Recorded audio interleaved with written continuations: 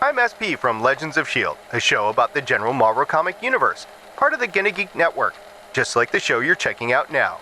Shows on the network are individually owned and opinions expressed may not reflect others. Find other hilarious and fun geeky shows at GonnaGeekNetwork.com.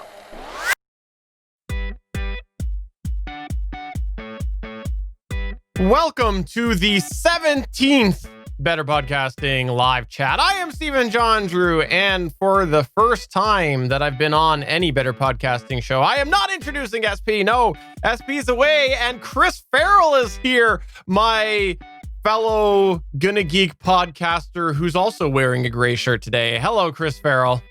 That's true. And in the words of one Peter Parker, aka Spider-Man, hey everyone. Pleased to have you here. Yes, SP is away this week. He's wrapping up his end of summer family time, and don't worry, he will be back next week on both Better Podcasting proper, and then the week after that, in 2 weeks from now, on the next Better Podcasting live chat. We know Chris and I both accept it. You guys like SP. We know there's a fan club and everything out there. I know someone's charging a membership for it. I don't know where those fees are going, though. Question for you, though, before we get into this, Chris Ferrell. If people wanted to check out some of your other podcast endeavors, where could they do that?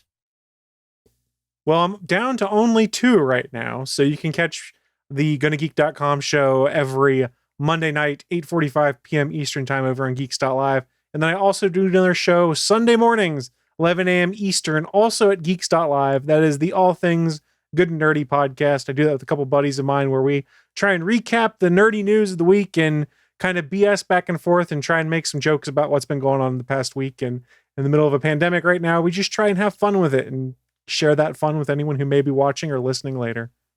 Yes, Chris Ferrell is my co-host on the GonnaGeek show and Stargate Pioneers co-host as well. He's the one there that gets in between SP and I when we fight, because over here, him and I just fight all the time, but over there, Chris does act as a mediator. I don't like it when mommy and daddy fight, guys. It scares me. If you didn't know this, actually, Chris Ferrell many moons ago did do a couple episodes of Better Podcasting Prime. So if you want to go back to the back catalog on that, you can over at betterpodcasting.com. I know we talked a little bit about live streaming with you at some point because you have a history with live streaming. So why don't you refresh our audience, or maybe our new audience, tell them a little bit about your early days of podcasting and how you are a bit of an anomaly when it comes to the older podcasters in regard to live streaming. Well, so I guess I should say the All Things Good and Nerdy podcast, it's over 400 episodes, almost 420, I believe it is. And since episode 1, we have streamed the entire thing live. This is a byproduct of my coming into listening to a lot of podcasts from the folks over in the Diamond Club before they became Diamond Club TV, when they were doing other shows, listening to Twit podcasts and things like that Leo Laporte did, where they made a big point of saying, hey, you can come watch us live and participate live, and we'll put the podcast, the audio, and the video versions out later. So since 2012, with episode 1 of All Things Good and Nerdy, we've done it live, and we started out doing it on Twitch because one of my friends who was originally on the show was a Twitch streamer, had OBS set up, and was able just to capture a few Skype windows, throw things up on Twitch. It was shaky. It worked.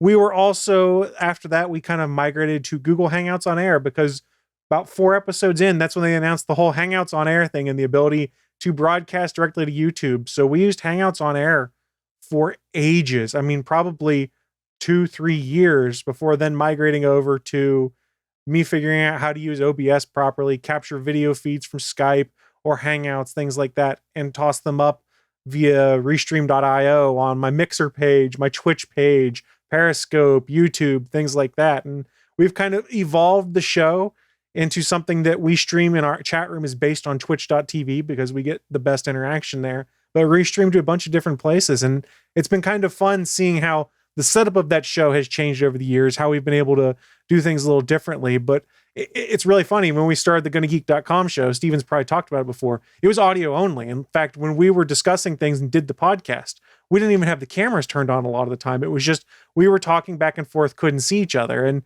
we kind of needled Steven a little bit, myself specifically, be like, hey, video is really fun. You'll see some cool differences when you can look someone in the eye and kind of give them that slow wink as you're about to make fun of something that you know is going to piss them off. It just adds to the flavor of the show. So it's been really fun to see my friends in podcasting, because for those that weren't aware, I didn't know Steven until I started listening to one of his podcasts, and then kind of somehow weaseled my way into guest hosting on that show a few times, and we became friends from there. But it's been fun to see that evolution of audio to audio and video, and just kind of having fun with this whole setup. And, you know, I think that amateur podcasters who have learned how to do, or hobby podcasters also, who have learned how to use Twitch and OBS and all of these tools, we can put on better presentations of things than a lot of big network TV can in the time of the pandemic, because they're too used to having the big, expensive, fancy tools that we've never been playing with, because we look at something and go, that costs way too much money. I'm just going to use OBS because it's free. Yeah. You touched on OBS. OBS, for those of you not familiar, if you're doing any video streaming, and we do talk about that occasionally with Better Podcasting, because there are a lot of people that like to do that. OBS is a video switching program.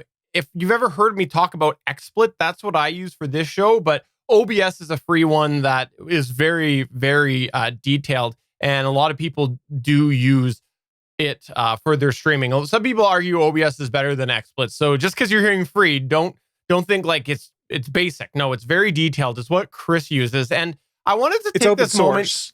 Yes, and open source. Great point. And that leads perfectly into where I wanted to go with this. Was there are some people who have occasionally asked about OBS Studio versus Streamlabs OBS. Now, I know you dabbled a little bit with Streamlabs OBS, and I am really, aside from just on the surface information, uneducated with OBS and a few things I've tried here and there. So I want to take this moment to ask you, the OBS expert of the Better Podcasting program, what's the difference between the two? So, full disclosure, I used OBS originally. I pivoted, used Streamlabs variant of OBS for probably about a year and a half, and then switched back to regular OBS Studio, because they had the NDI connectivity. Now, I've heard that Streamlabs OBS has updated. You can now use NDI feeds and things like that, but I haven't gone back to it because I don't want to have to remake all of my scenes and layouts. But for those that aren't aware, OBS, it's a free tool right now. It's open source. There's a great team of people that are working behind the scenes, making tweaks to it and constantly making it better. Streamlabs OBS is a forked variant of OBS, and it's got a lot of things baked into it that you would get from the Streamlabs website, where you can bake in a lot of Twitch overlays and things like that. So you can use default overlays to kind of make things easier, so you don't have to make fancy things like you see on Steven's video feed or some of these other ones where we're kind of framing our video and hiding different things we don't want people to see. Streamlabs OBS has those backgrounds and things baked in, so you don't have to do as much work on your own. They're pretty much the same when it comes to wanting to stream content. You point it to a source, you push your stream button, it goes, and you're able to toggle between scenes, mute your audio, things like that. I have used both, but like I said, it's been a while since I've used Streamlabs OBS. Both are good products. I just pivoted back to the regular OBS because it provided a tool I needed at that time, and they haven't taken anything away that I need. And I find that updates are a bit more regular with OBS. And I have used XSplit in the past, but I'm really strange. XSplit just really bogs down the resources on my system, so it's not really great use for me. And I downloaded the Twitch version of their broadcasting software, and I never actually ran it to do anything. After I opened it, I went, no, this seems like it's not quite going to do what I want, because it's geared primarily towards gamers, whereas OBS is you can put whatever scenes in you want. Theirs was more geared towards the gaming functionality, being able to put things up on screen when people subscribe to you, interesting ways to embed the chat, but it just didn't quite work for what I wanted, so I never really pushed forward with that. But OBS, I've been using it for a while. I think it's a great tool once you get past the fact that there's a learning curve, because it's very bare bones. You go in there and you go, okay, what do all of these things mean? It doesn't hold your hand and try and explain to you, hey, here's all these different inputs that you can play with. Here's how you do scene transitions, stuff like that. But thankfully, there's a very active message board and community, and you can search through there and you can ask questions to people in that community. And there's tons of YouTube tutorials actually on, hey, here's how you do something like this in OBS. I consumed a bunch of those before I started using it, and I don't think I'm an OBS expert, but I would say I'm proficient in OBS at this point, that I'm able to figure out most of what I need to do. So open offer, if you're trying to do something in it, feel free to hit me up on Twitter. I'm happy to put in my 2 cents back. Well, here's how I think you do it. And you can find Chris at the Chris Ferrell. That is spelled Ferrell. Did I get that right? Yes. At the Chris Ferrell on Twitter. So if you want, feel free to hit him up because SP does use OBS for some stuff. In all fairness, and I know he's probably sitting there about to hit delete on the angry message he was about to send me as he heard this. But he does. But Chris Ferrell has. I think it's a fair statement to say Chris Ferrell's done a lot more with OBS than SP. So I'm not tooting my own horn here, but I think I was one of the first on the network to pivot to using OBS. You'd been using XSplit and stuff like that already, and I had played with it. But when it came to our live video shows, I think I was one of the first that started using it on the network. And I'd put together some brief tutorial videos that I'd given out to some of the folks on the GonnaGeek network. It's like, hey, here's how I did some of these things. If you have those tutorial videos, don't use them. Now I've learned a lot since then, because at that point in time, I didn't understand how you could take a video feed and how you could crop things by holding down the Alt key. So instead, I was talking about how to make masks using your overlays. So I was like trimming overlays out and like Photoshop elements to the right dimensions and then dropping those over top of video feeds that I was moving around. It was janky. It was not a great way to do it, but it worked and it made things present how I wanted them to. I've learned a lot since then. So I guess what you can take away from that, I'm not trying to toot my own horn on that, but all of these software tools that people are using, don't let yourself get lazy about what's going on with it, because as they add new features, you might find that it makes your workflow a lot easier. It makes it a lot easier to interact with what you've been doing. And you'll find out that something you may have been doing for a year and a half, you can do with half the effort going forward, i.e. myself, when I learned how to hold down the Alt key and resize windows and have it trim things off instead of playing with masks and trying to stack and tile things just right. It was bad, guys. I was pretty dumb. Well, we all learn as we go, and that's why we do better podcasting, is to help people learn a little bit and share what we've learned as well. So it's all good. It's a good discussion point about what you've learned. Now, for those of you who are not watching the video side of things, I want to hop over kind of quick hard left turn here to something else I wanted to mention on here, because if you aren't watching the video side of things, you missed something that just happened with Chris Ferrell while he was talking. While Chris Ferrell was talking, his video became a little bit distorted. It was a little purpley, it was a little pixely, and we mentioned a while back that we've been using something called OBS Ninja. OBS Ninja is a service that you can connect to and do video, individual video URLs and shove them into your video switcher or whatever. So if you want to go back and listen, we talked about that on Better Podcasting Proper and Better Podcasting Live Chat. Feel free to check that out. And the reason I wanted to mention that was because overall, when I talked about that, Chris, myself, and SP have been using this for months now for the GonnaGeek show and Better Podcasting, and we've had really good luck with it overall. But last night, when we did the official GonnaGeek show, this was on Monday, September 21st, we had filling in for SP over there, Suncast. We've talked a little bit about him on occasion, and he was having all sorts of video issues last night on the show where he was dropping out, and he was sometimes we were losing his video, but he was still hearing us, and then sometimes he was not hearing us, and he was having all sorts of dropout issues. So I wanted to mention it today just because now, in full transparency, we haven't seen that issue specifically with anybody but Suncast. And the week before, we even had a guest on filling in for SP named Michelle Ely, and it was fine. But there was just a video issue now with Chris. We had that with Suncast last night.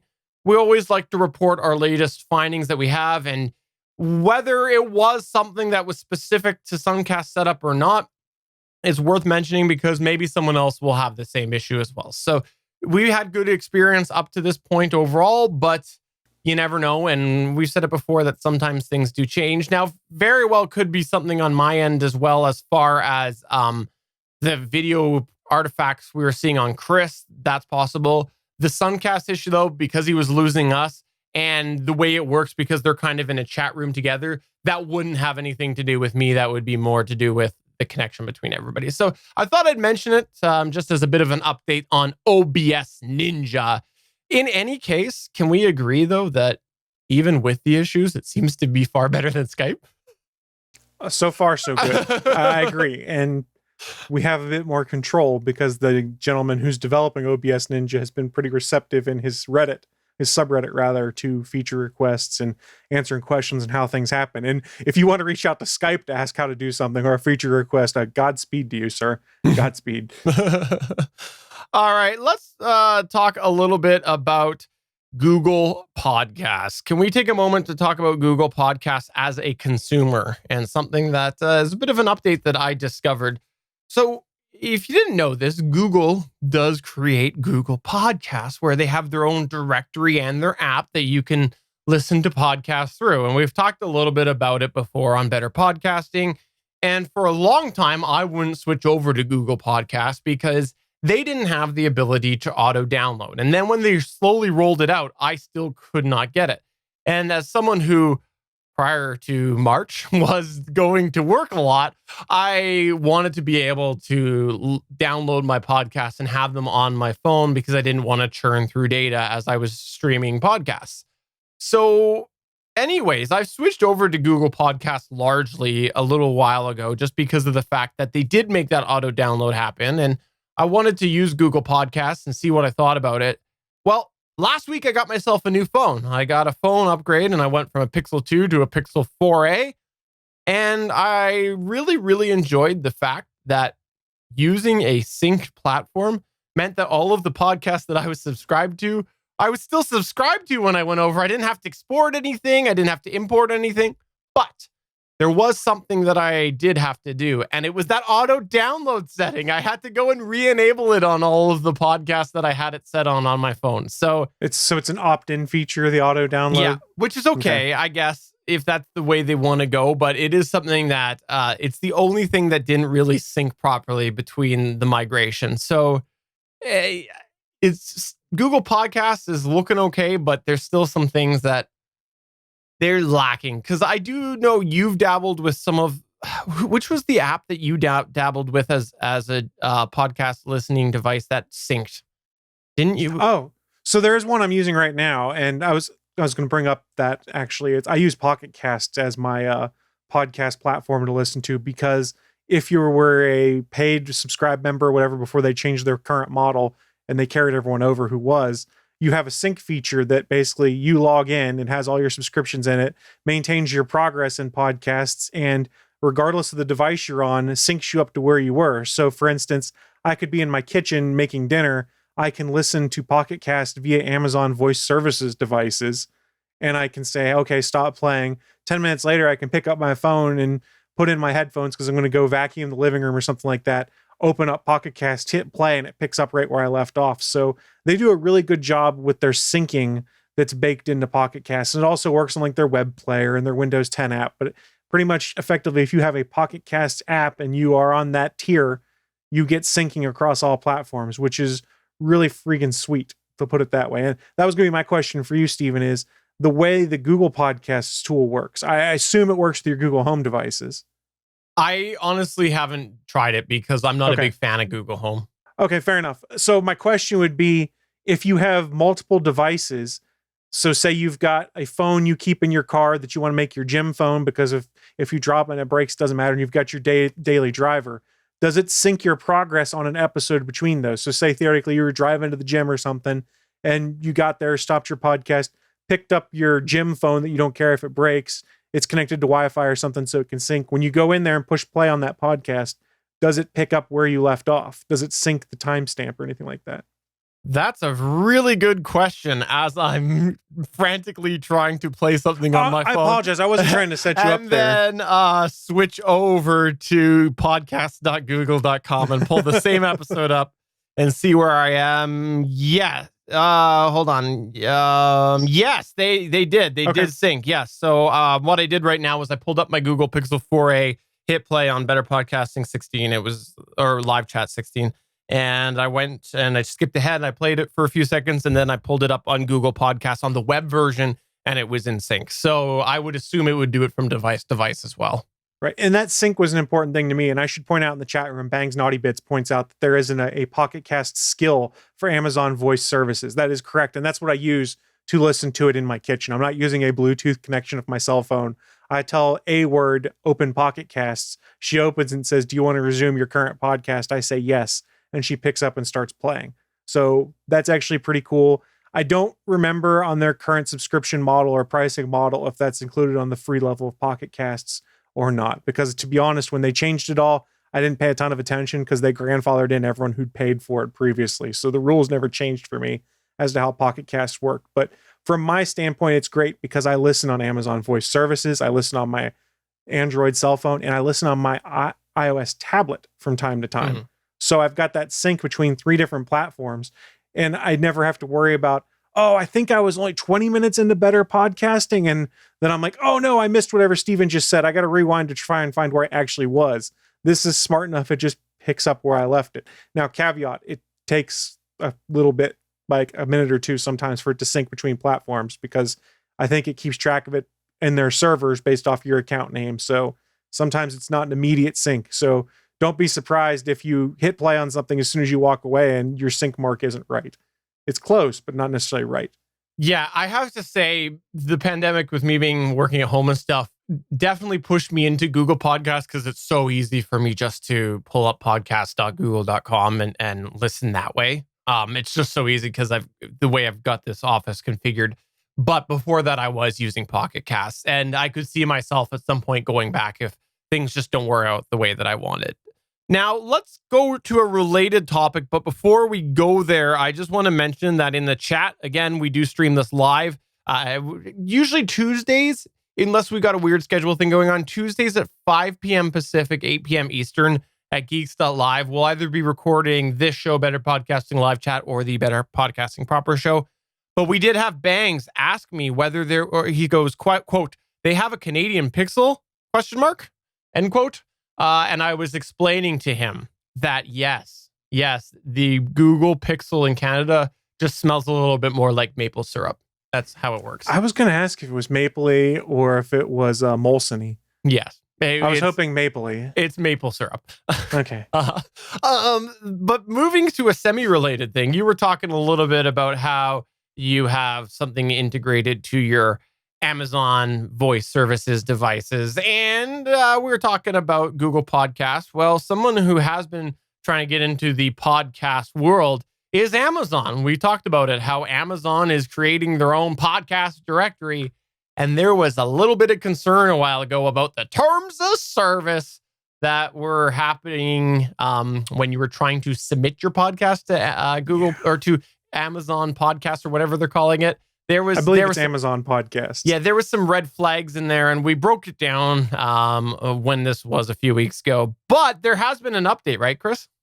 Yeah, effectively, like Steven mentioned, there was a term in their terms of service that came down to, if you disparage Amazon or one of Amazon's companies or subsidiaries, such as like Audible or things like that, that's grounds for removal from it. And a lot of people went, well, that's kind of BS. I throw the BS flag. I host a tech podcast. I should be able to say this new Amazon device is horse doo-doo or something like that. And theoretically, the way those terms of service were described, you'd be violating the terms of service being on Amazon Podcasts. So obviously, a lot of people not too pleased with that. I guess I was doing some reading, and the anti-disparagement condition was dropped from Amazon's agreement.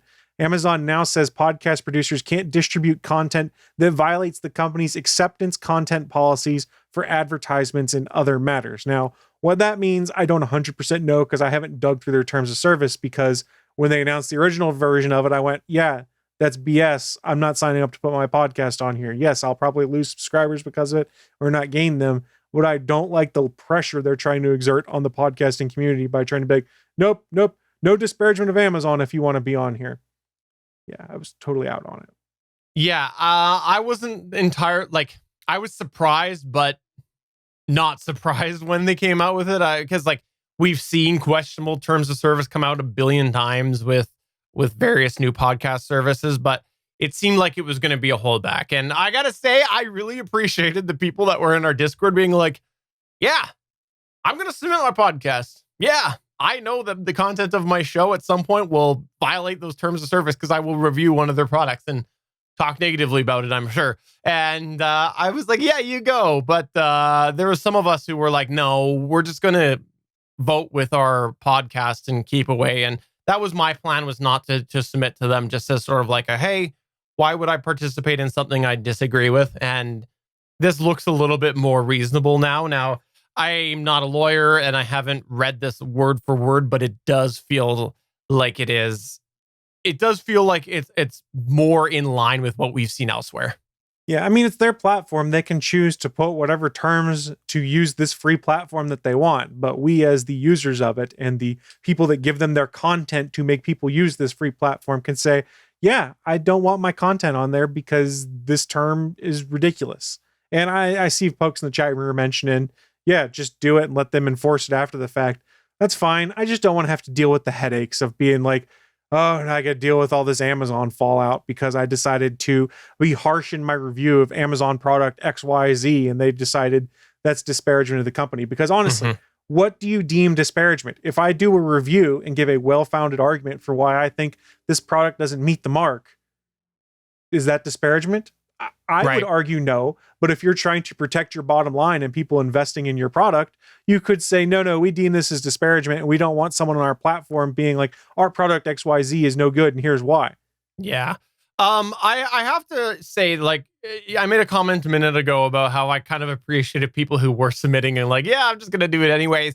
But I'm talking more from the hobbyist perspective, right? Like, I think that if you are a business podcast or you're trying to make money on your podcast, I think that would be a very terrible decision to knowingly violate a terms of service agreement. Like, I think that that's all sorts of issues that you should not get yourself into, because what are the repercussions with that? You might never get back in there if you get kicked out, even if they change the services. Like, there have been situations where people have violated big companies' terms of services have changed later after the fact, but because they're still on a block list, they can't get back in. So I think that would be a terrible move to make if you were like not willing to all of a sudden be banned forever, right? So and let's be real, Amazon is making headway with their voice services. You could very well see the Amazon Echoes and whatnot shift the primary podcast consuming method to Amazon Podcasts. And I wouldn't be shocked if they did, but at the same time, as a user, you've got to realize that you're getting yourself stuck into a really sticky situation there. There's no one that wins in this except for potentially Amazon. And it just seems a little shady. And hey, I guess we're going to be banned on Amazon Podcasts potentially because of my disparagement. Oh, wait, they pulled that term. So I don't know. And I didn't read the terms of service close enough to see what the penalties were. But with AWS powering everything behind the scenes and stuff like that, who knows how they could decide to enforce that and had it carried forward and then penalize you. It rubbed me the wrong way. And I was not the only one. I saw plenty of people online that went, oh, no, this is BS. And I'm glad a lot of folks did that. And I can understand other folks who are like, oh, the hell with it. I'm just submitting. Amazon can come get me if they decide to. In our chat, we do have Jason Bryant, who's there. Hey, Jason. And he's reminding me of something that he had actually talked about earlier in our Discord, which was that he uses the Eero network or the Eero Secure. You can better inform me on that. And apparently the security settings that he had on there actually blocked the Amazon podcast submission page. So yeah, I don't know what stuff was in the code. You know, who knows? I don't know enough about that, but I just find that funny. Oh, by the way, Eero is owned by Amazon. So just to connect those dots. So Eero Secure uses a third-party service provided by Zscaler, which is basically their own DNS lookup tool. And if you have Eero Secure turned on or subscribed to that, it basically routes all of your queries through Zscaler to determine whether a site is of good or bad content. It should be something that's blocked. And I have had things that are legit false positives where it's blocked it and said, we can't permit you to go to this page because of Eero Secure settings. I've reported them as false positives, and generally it's been cleared up in a day or two. So I'm sure that if someone reported this, they probably fixed it and reported it back to Zscaler.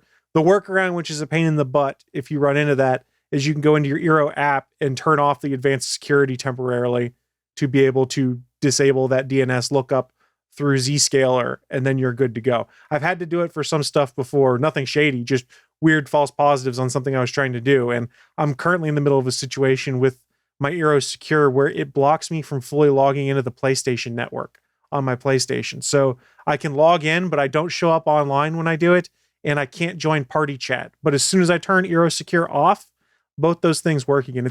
It's very strange right now. Eero Secure is for the most part pretty good, but there are free alternatives to it. You could just redirect your DNS lookup to some of those free alternatives and also be fine. But I think the bottom line is, if you're trying to submit your podcast to Amazon Podcasts and it doesn't work, you should just walk away. That's what you should do. Yeah, that was the sign. It was, why are you doing this? Just walk away.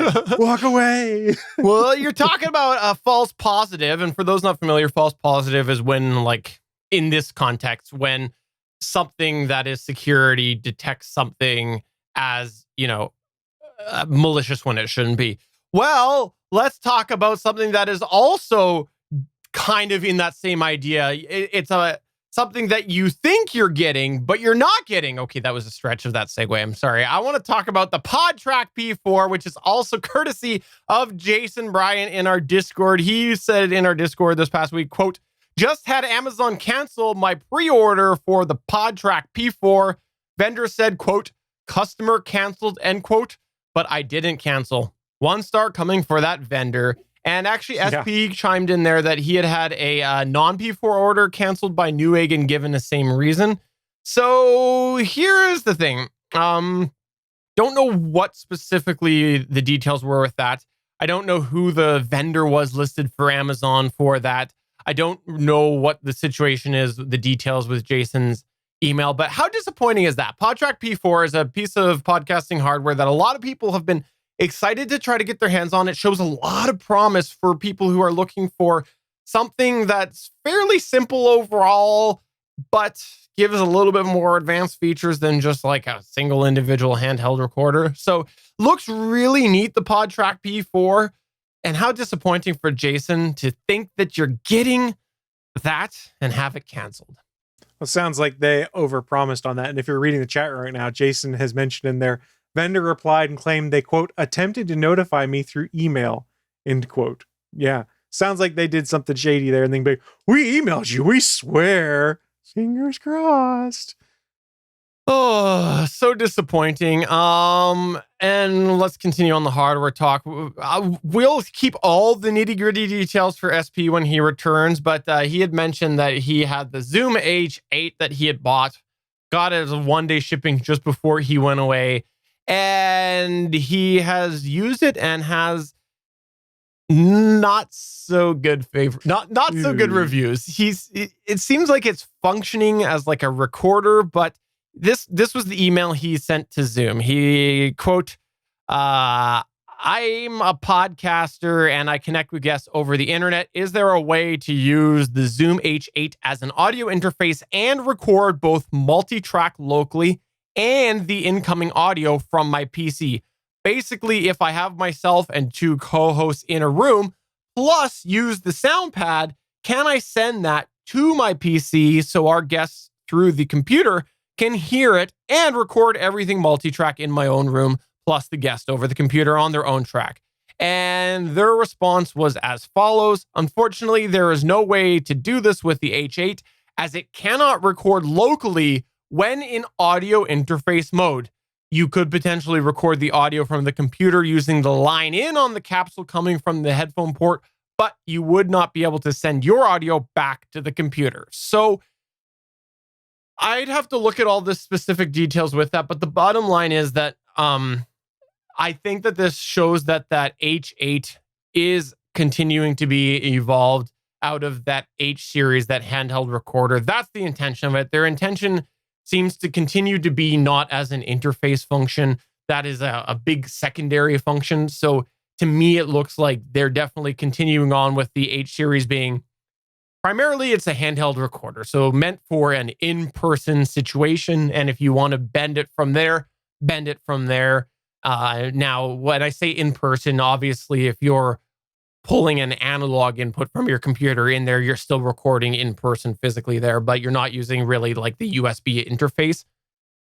I think potentially you could still get the audio back depending on if you did it analog. Like I know back with the H6, what I could do is I could there was two outputs. There was headphones and line out, I think. And I could go and I could essentially remove one of the tracks or pan it one way and split it. You could get probably really creative, but now I'm going down a rabbit hole that I don't want to go to without talking to SP about the specific details of what they've changed in the actual not the USB interface, but like the actual interface of the H8. So it's disappointing, but to me, not entirely surprising considering it is in the H series of the Zoom hardware.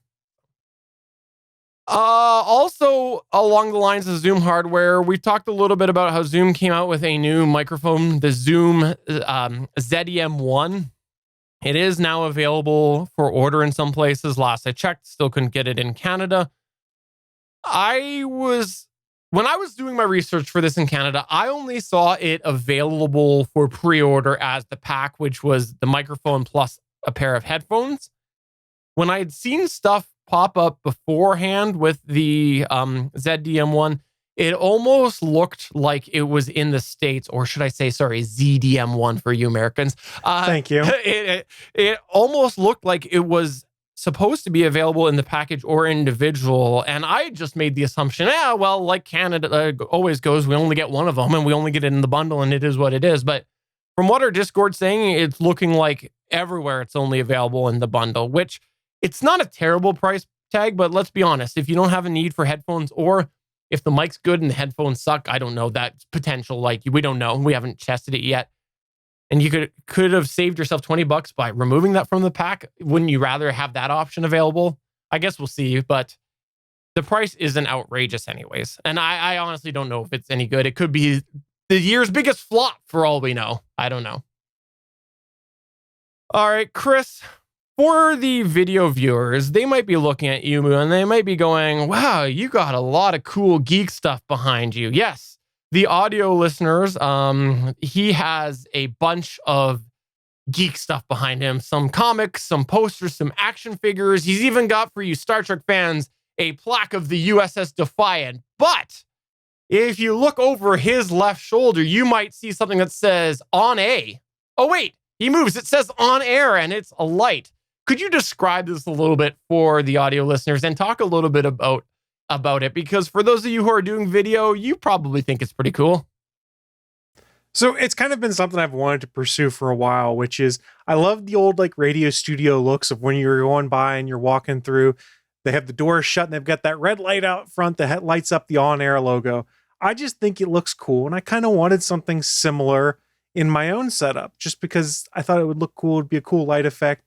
And I was looking into some of the ones like you actually find in radio studios and stuff like that. God awful expensive. And I was like, I don't have the way to actually wire this in properly or anything like that. So I wanted to find my own on-air or broadcasting sign or something like that. And what I do, instead of making it myself, I went to Etsy and I actually found a group there, and I can find and pull that information so we can put it in the show notes or something. I can't remember the company that made it off the top of my head, but they make all sorts of different light up signs and stuff like that. And what you're seeing over my shoulder is effectively a picture frame that's like 2 inches deep. And inside they've strung a band of LEDs. They're the multifunction, multicolor LEDs that can do different patterns. And the glass/plastic cover of it, they've frosted it a little bit and then done some vinyl cutouts, stickers basically, that they're able to stick onto the front of it. And that's why mine says on air. Now you can get other ones that say broadcasting or live stream, or if you like a certain video game product, they'll put that company name on there, things like that. I would personally recommend that you put Steven on there, but that's fine. It's true. You can send, this company that did this one said you can send them your custom logos if you want. So theoretically, we could make a GonnaGeek one that has the GonnaGeek logo in it, and they would make that. And pretty much what it is it's a light up box that they gave me a little LED remote for that I'm able to change the color of the LEDs, change the pattern, change the speed. Pretty much Steven's holding up something very similar. And it works pretty well for me. You can't see very well, but there is actually a cable that I've had to run up the wall. I kind of tried to hide it behind some of the action figures hanging on the wall that powers this whole thing. But it's a pretty sweet setup, and I've really enjoyed it. I enjoy the look it gives to some of my live streams. I need to find a way to, if I had the plug length, I would actually put it over my other shoulder because it'd be easier for the whole thing to show up. Because where I sit right now, you don't actually see the whole thing all the time. but the cord is only like 2 foot that's on it, and I can get an extension cable for it because it's just typical electrical cable, things like that. I just haven't done it yet, and when I do so, I'll probably move it over my other shoulder, but I then have to figure out how to continue hiding the cord so the cord management doesn't become a problem. But yeah, I found it on Etsy. I really like the product. It got to me in like a week, and I don't think for what it is that it was overly expensive. Let me put it this way. I could make it myself for cheaper, I know, but the money that I paid for it meant I didn't have to spend the time doing it myself and then cutting out vinyls and then getting them lined up straight and getting them affixed properly. I'm kind of okay with having paid the money so that I didn't have to try and make that happen. And that's not a great maker philosophy on things, but my time trumped the money cost in this case. I'm pretty cool with it. I keep it on the random pattern because I think it looks cooler, but you can change it to any color you want. I think I've used it as just straight blue before on the GonnaGeek show. I think I made it red one time just because that's traditional color. You expect to see like these on-air lights on. They're like a reddish color behind them. I like it. I think it's fun. I can understand why some people might not because it's a visual distraction, you could argue, but teach their own. My whole background's a visual distraction because I don't like plain backgrounds. I was going to say, the reason I have an illuminated, complicated background is because I know that people would rather look at my background than my face. So that's why I do it. I wasn't going to tell you that. But. One other thing I want to mention, actually, there's 2 other things I want to mention before we close up this episode. First, wonderful Bangs Naughty Bits, who's in our chat, Reddit moderator, Bangs Naughty Bits. He did send us a link a little bit earlier that YouTube is making some changes. Now, in full disclosure, I haven't had a chance to look through all of the details, but from what I'm seeing, it looks like they're making some changes in regard to age restrictions for videos on YouTube. This is something we've seen a change in. We've actually talked a little bit about that. So if you post your podcast on YouTube, there are some extra things that they want to know in regard to kids specifically. And I think it stems out of some perhaps legal action they faced a little while ago, but they are making some changes, and it looks like it might affect some ways that third-party sites that integrate with YouTube or interact with YouTube, there might be more sign-ins required for that. It looks like there might be some changes as far as categories go for, I think, age restrictions. Again, I haven't read through this whole thing, but there's also talking about how AI might be a little bit more being used in this regard, which is interesting because this comes on the heel of AI being used less in other regards for YouTube. But we'll see what happens with this. I'll have to delve into it a little bit more. I truthfully only saw his link a few minutes before we started, but we will see what happens. As always goes when YouTube makes massive changes, you can expect for things to get flagged. You can expect for people who make lots of money on YouTube to get mad. You can expect for there to be an uproar. And at the end of it, you can expect YouTube to probably make 1 or 2 minor concessions, but stand their ground. So that's, as a hobbyist, just know that you might run into some issues if they are making some changes, and you do what you always do when YouTube makes an issue and say, please, can I have my video back? It's typical YouTube. What are you going to do? Go to another platform that has 1/10 of the audience? I mean, they know that the audience is there right now, and until you have a viable alternative, people are going to go there. And we've seen it with live streaming also. Remember, people got concerned about the way Twitch was doing some things, and like, Mixer's going to be the greatest thing ever. Mixer had some pretty cool social and rules that they put in to protect people from harassment, which Twitch has now since adopted, but Mixer is now gone also. Yeah, so we'll see what happens with this. And the last thing that I wanted to mention here is about our show. Last week on the Better Podcasting number 234, we had some people when I posted that, and they made a comment because during the recording, we were talking a little bit about gear and gear releases and international releases. I believe this is when it came up. And SP made a comment as, yes, we're recording this just a couple days before the next iPhone release. And there was no iPhone announcement. Apple had an event, but they did not release the iPhone. And that's what we had people comment. And they said the iPhone announcement that never happened. Now, here's the thing. If you went back and you looked through the news articles over the last month, there was, truthfully, I think in retrospect, there was a lot of indication that there was not going to be iPhones at that event. It was kind of being leaked for a little while now, but people were still holding hopes. And when I edited this was after the event, after I knew that there was no iPhones. And when I got to that point, I was faced with a decision. Do I take this out or do I leave it in? Well, ultimately, I wanted to leave it in for a couple of reasons. The first is that SP, the way he worded it, he had said that we're a couple days away from the event. So if he had said the iPhones were just released or, you know, something like that, where it was talking in the past, I would have removed that. But because he was talking in anticipation of an event, I felt like it wasn't that misleading. And then the second thing as well is I thought it played really well into the topic that we were talking about, which was the fact that sometimes as hardware is released, you are feeling disappointed with the fact that like it's not easily available to you, whether it's an international delay or it's a back order or it's your canceled P4 like Jason faced. And I think this indicated SP was looking forward to something that never happened, and it played really well into the point that we were making. And I think it probably for some listeners might have evoked a little bit of emotion or relating to SP. They might have felt his disappointment that they knew would have happened when that event came out and they weren't there. So I left them in just for a couple different reasons, and because I'm lazy, of course, too. That's the other reason why. But well, they announced the Apple TV, right? Oh yeah, that's right. Yeah.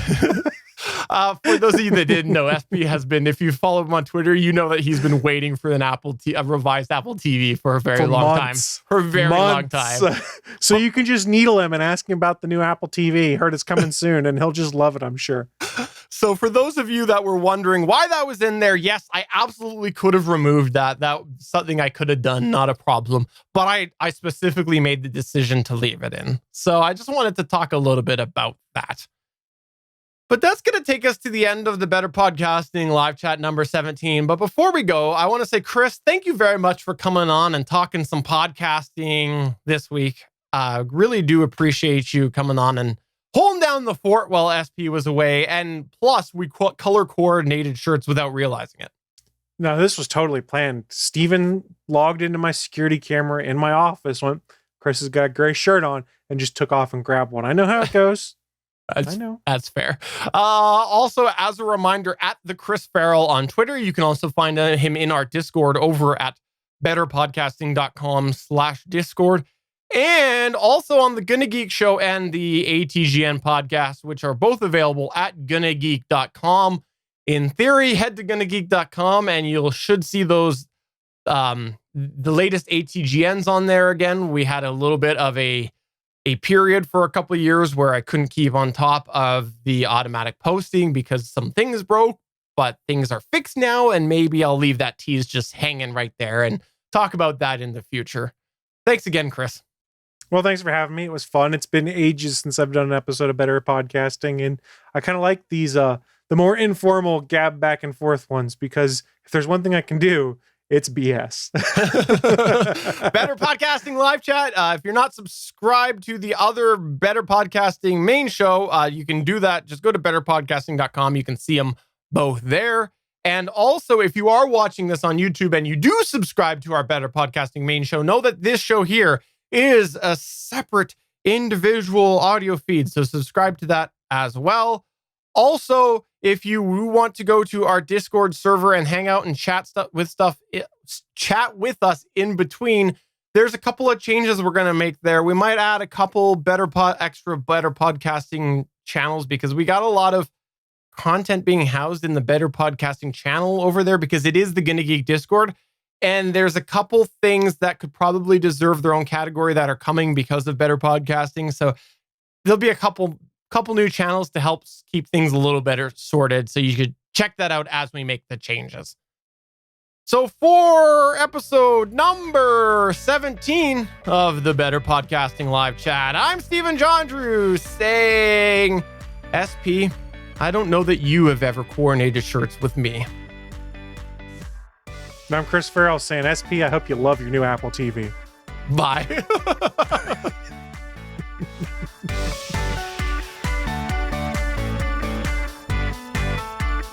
Thanks for checking out another episode of Better Podcasting. You can find the full back catalog of Better Podcasting at betterpodcasting.com. If you're into geeky podcasts, please check out the other podcasts on the GonnaGeek Network at GonnaGeekNetwork.com. This show was produced and edited by Stephen Jondrew of GonnaGeek Productions. Voice work was done by L.W. Salinas. Thanks again for listening or watching, and we hope to see you again next week.